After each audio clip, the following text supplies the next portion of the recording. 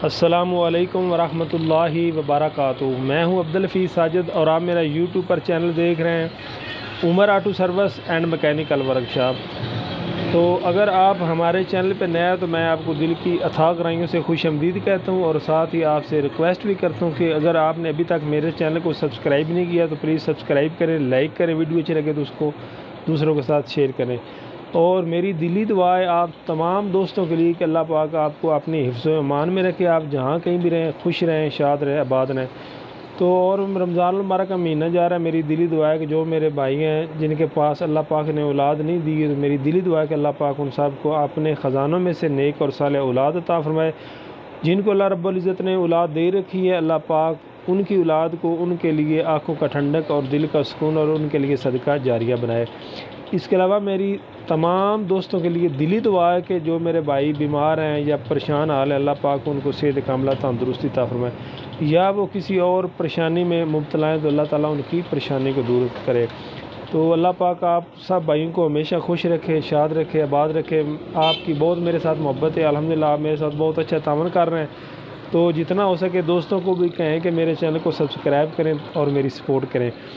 तो मेरी कोशिश ये है कि आप भाइयों के लिए जितनी हो सके अच्छी से अच्छी जो वीडियो मैं बनाऊं। तो अगर मेरी वीडियो में कोई कमी पेशी रहती है तो मेरे आप भाई आप मेरे साथ ज़रूर कमेंट में मुझे बता सकते हैं और मैं उस चीज़ पे कंट्रोल करूँगा।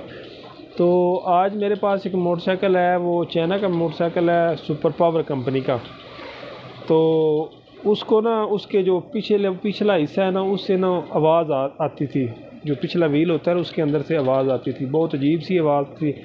तो मैंने उसका व्हील खोला है और आपको दिखाता हूँ कि उसके अंदर क्या फ़ॉल्ट निकला है और अगर ऐसी आवाज़ हो तो आपने क्या करना है। तो मेरी आपसे ये भी रिक्वेस्ट है कि अगर कोई भी मोटरसाइकिल आता है तो वो कस्टमर कहता है कि मेरा जो पीछे वाला व्हील है वो आवाज़ कर रहा है, तो अक्सर भाई जो है ना वो पूरी तवज्जो नहीं करते। ये नहीं मैं कहता कि उनको इल्म नहीं होता, बस थोड़ी सारी रश बना होता है या थोड़ी सारी मिस्टेक होती है काम की वजह से या कोई और वजूहत होती है, तो वो बच्चों को कह देते हैं भाई ज़रा चैन टाइट कर दें, तेल लगा दें, उससे वो आवाज़ ख़त्म नहीं होती। तो कस्टमर जो वो आप पे मुतमईन कभी भी नहीं होगा। तो मेरे बहुत सारे कस्टमर नए बने हैं जिनको मैंने सिर्फ उनकी व्हील की आवाज़ बंद की और वो मेरे कस्टमर बने।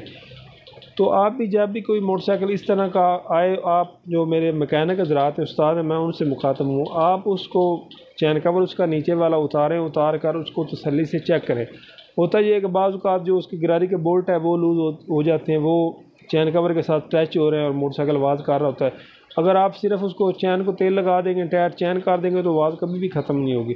इसके बाद आप उसको इत्मीनान के साथ चेक करें, उसकी गिरारी ऐसे ला के चेक करें, उसका बैरंग ख़राब है, व्हील का बैरंग ख़राब है, या ब्रेक शू टूट गया है, या ब्रेक शू का स्प्रिंग जो है वो टूट गया है, या कोई उसके अंदर और फॉल्ट है। बात करने का मकसद ये है कि आप उसको तहम्मुल के साथ मुकम्मल इत्मीनान के साथ चेक करें। तो व्हील वाला मामला बहुत नाजुक होता है, उस पर सारा निज़ाम किताब होता है मोटरसाइकिल का। अगर आप उसकी तरफ तवज्जो नहीं करेंगे तो उसके लिए परेशानी बनेगी।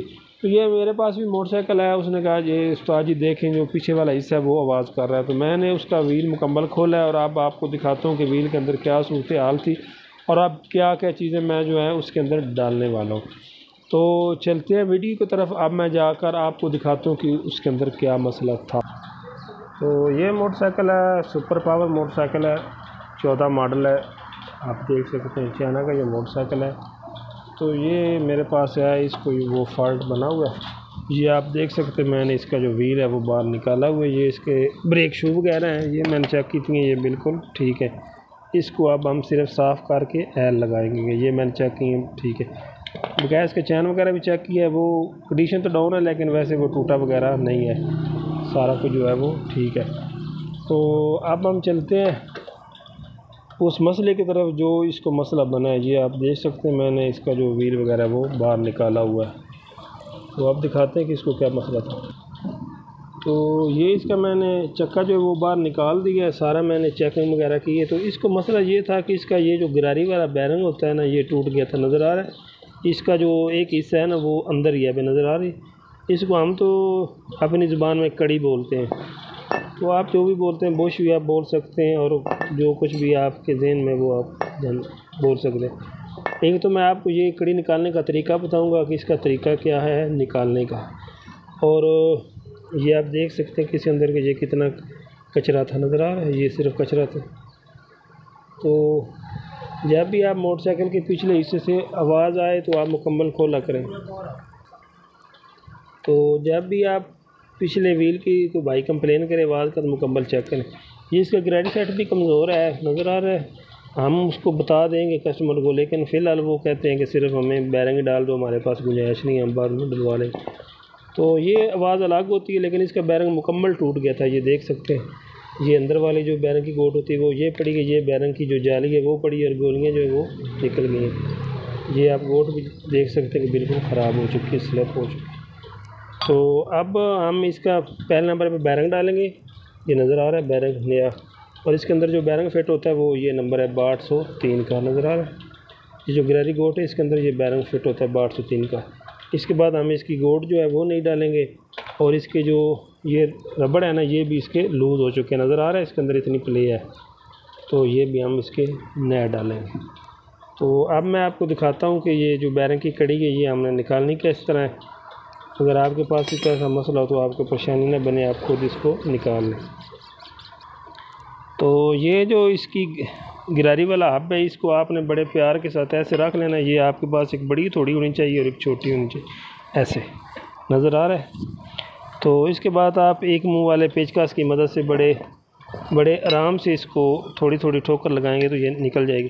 थोड़ा सारा अगर आपके पास शिगरद है तो आप उसकी मदद भी ले सकते हैं, अगर नहीं है तो आप आराम के साथ पाँव की मदद से भी इसको, ये नज़र आ रहा है ऐसे, एक चोट आपने इधर लगानी है और एक चोट आपने इधर लगानी है, यानी कि ये दोनों साइडों से बराबर निकले। तो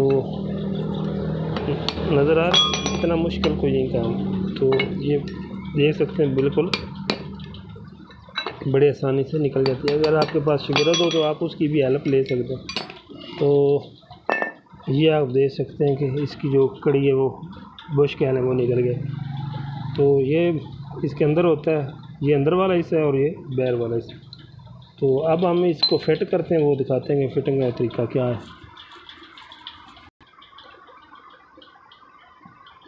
तो इसको कपड़े की मदद से पहले साफ़ कर लें बीच से, जो इसके अंदर गर्दो गुबार है, जो कचरा वगैरह है वो तमाम निकल जाए, ताकि बैरिंग अच्छी तरीके से फिट हो जाए। तो थोड़ा सा करीब करना सही नज़र आए ऐसे, ठीक है। तो इसको आपने सीधे रख लेना ऐसे। इसके बाद आपने ये जो इसका बैरिंग है वो निकाल लें।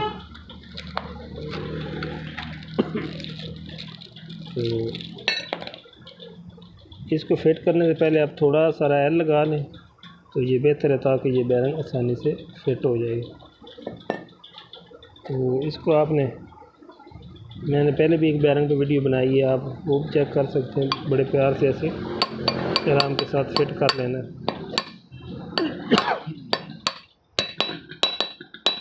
तो ये देख सकते हैं मुकम्मल बैठ गया।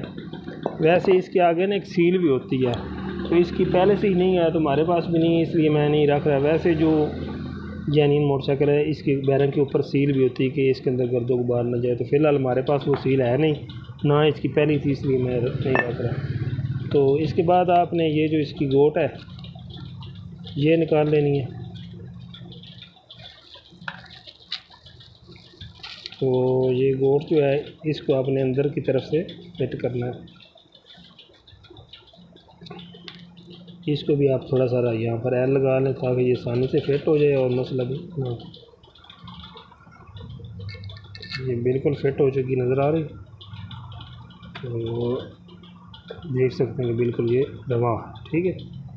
इसके बाद आपने ये जब बैरिंग फिट करना है ये भी चेक कर लेनी। अगर ये लूज़ हो तो आप कस्टमर को कहें कि इसका जो हब है वो तब्दील करवा लें, इतना महंगा नहीं होता। तो ये काबले भी आपने चेक करने, तो इसके काबले ये बिल्कुल मुकम्मल टाइट है, और ये जो पतरी है इनके साथ ये लॉक भी होया हुआ नज़र आ रहा है, बिल्कुल लॉक फिट है। ये भी आपने चेक करना, अगर ये लूज़ हो तो इसकी वजह से भी आवाज़ करेगा। इसके बाद ये जो गोट है ना ये आपने नहीं भूलनी, ये इसके आगे होती है। तो बाद भाई जो है ना जिनको नहीं पता होता तो वो अक्सर व्हील खोलते हैं जो गोट बाहर रख देते हैं। तो ये आपने ना मुकम्मल जो है ना तवज्जो के साथ रखनी है।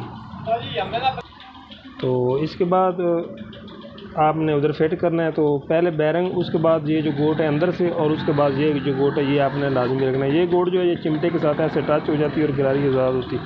अगर ये आप गोट नहीं रखेंगे तो ये जो चीज़ है ये चिमटे के साथ टच हो जाएगी। ये देख सकते हैं ये जो चीज़ ख़राब हुई है ना ये इसी वजह से ख़राब हुई कि बैरिंग इसका टूट गया था और ये चीज़ उसके चिमटे के साथ जो है घिसती रही है, रगड़ खाती रही है, इस वजह से ख़राब हुई। तो ये इसका कट होता है, नज़र आ रहा है। तो ये कट आपने बराबर ऐसे चिमटे के अंदर रख कर फिट करना है और उसके बाद आपने इसकी जो छेक होती है, हम तो उसे चिड़ी बोलते हैं, वो लगा कर आगे आपने इसका नाट लगा देना। तो इतना सारा काम था। तो ये रबड़ें जो हैं इधर कर पे ये भी लूज़ हैं, तो ये भी आप चेक कर लें, तो इसको भी आप नया डालें।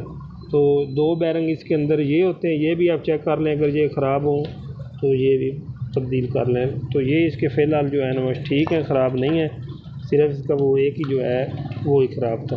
वो 803 नंबर का फिट होता है और ये जो है ये 6301 नंबर का होता है। तो हमारे यहाँ ये थोड़ी सी रबड़ सस्ती होती है, टायर वाली, ज़्यादातर हम ये इस्तेमाल करते हैं कस्टमर की गुंजाइश। वैसे जो ओरिजिनल अच्छी रबड़ है वो आप दूसरी भी नई गाड़ी को तो इस्तेमाल कर सकते हैं। तो इसका फिटिंग का तरीका बिल्कुल आसान है। आप ऐसे रख कर इसको ऊपर से थोड़ी सारी लगाएंगे ठोकर, तो ये फिट हो जाती है, नज़र आ रहा ऐसे। तो देखते हो बिल्कुल अब इसकी जो प्ले है वो ख़त्म हो चुकी है, वरना ये भी पिछले हिस्से से आवाज़ कर।